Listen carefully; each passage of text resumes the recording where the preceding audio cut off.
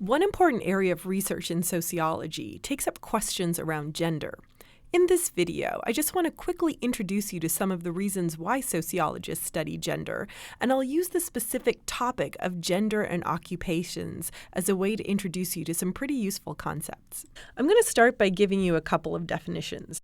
Making a distinction between gender and sex actually allows for sociologists to study this topic. When sociologists talk about sex, we're really referring to a person's biology. Sex is a biological category based on anatomy. We often use the words male or female to discuss a person's sex.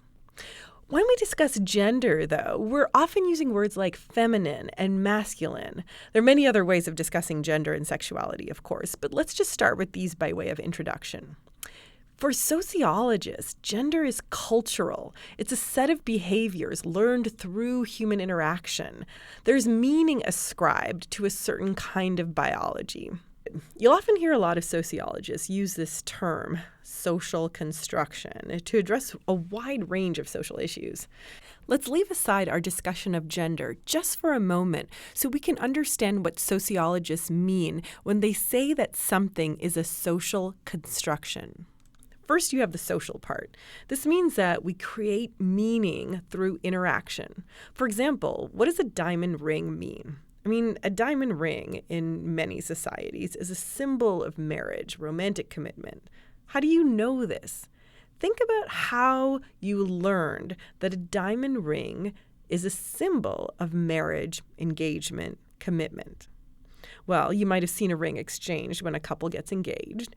You might have been shown engagement rings as a child and been told what they mean. You may have seen rings in movies, in advertisements, read about them in books. And because so many people around you have agreed upon the meaning of a diamond ring, we say that the meaning comes from people and our interactions. In other words, it's social. The second part, this construction bit, reminds us that nothing contains meaning in and of itself. For example, diamonds are just bits of carbon. They don't have to have meaning. There's nothing inherent about carbon that suggests love or commitment.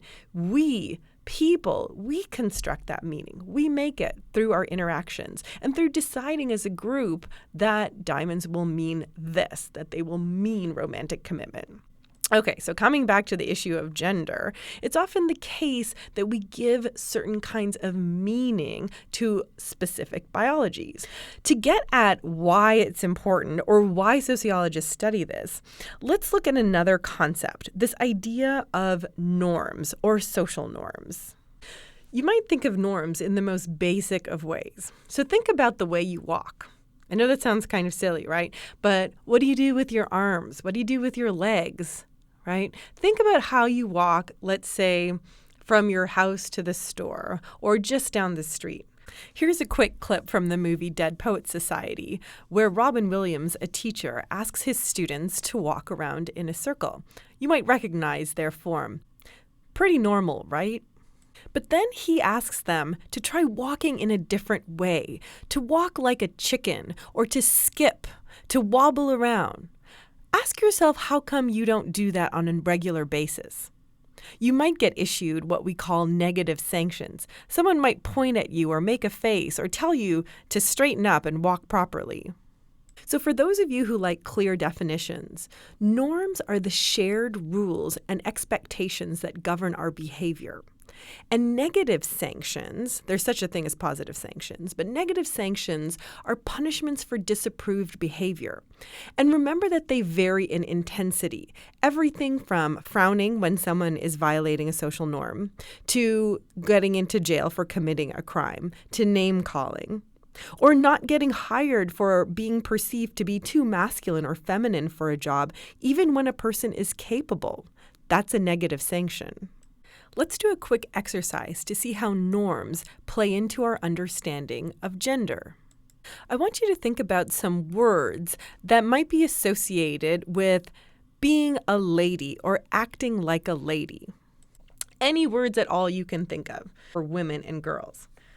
Maybe they should be kind, sweet, graceful, emotional, nurturing. What else? Pretty. I've had a lot of students say good with people, family-oriented, gentle. Okay, so now let's draw another box. And on the top, let's say act like a man. So again, what are some of the expectations that we have in society for being a man? Okay, so I'm going to take some of the words that my students often use: aggressive, athletic, competitive, tough, concerned with money. Okay, so we have these two boxes set up. Now, outside the box, let's think of the names we call people who don't behave in those ways. We actually have a lot of negative names that we call people who aren't adhering to the norms expected by their gender. I've put some here that are a little bit milder, but we often harass and can issue some pretty harsh negative sanctions to individuals who don't adhere to norms. One of the most common issues in contemporary society is actually issuing negative sanctions to men who are emotional, and we know that men have emotions. So why do we do that? These sanctions can often serve to prevent people from acting in ways that are more natural to them. They may be monitoring their own behavior or making certain choices to avoid negative sanctions. You might see that a similar dynamic happens with occupations, that a lot of occupations are highly gendered, and there are norms and sanctions around those who participate in them. What I would suggest you do is try these boxes with certain occupations. What makes the ideal nurse? What kind of characteristics make the ideal investment banker? And do you see any similarities between what's in the box for those occupations and what's in the box for the various gender categories? Do the ideals of certain occupations match the ideals of certain genders? And if they do, can you imagine what types of negative sanctions a female banker or a male nurse might receive? For example, a lot of females might be encouraged to go into nursing, whereas a lot of males may not be because it doesn't fit in with gender norms. Sociologists distinguish between two types of segregation in the workplace. One is occupational level, meaning that certain types of jobs tend to have more people of a specific type of gender, and job level segregation, where certain types of positions in the same workplace will be overrepresented by certain genders. I'd love to show you a quick picture of what gender-based occupational segregation looks like in real life.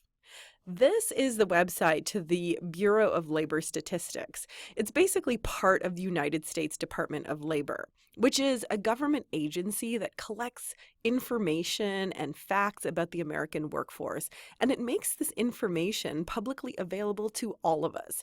So in this table, you see a list of occupations in America. Let me just make this a little bigger for you so we can take a deeper dive into how this works. Okay.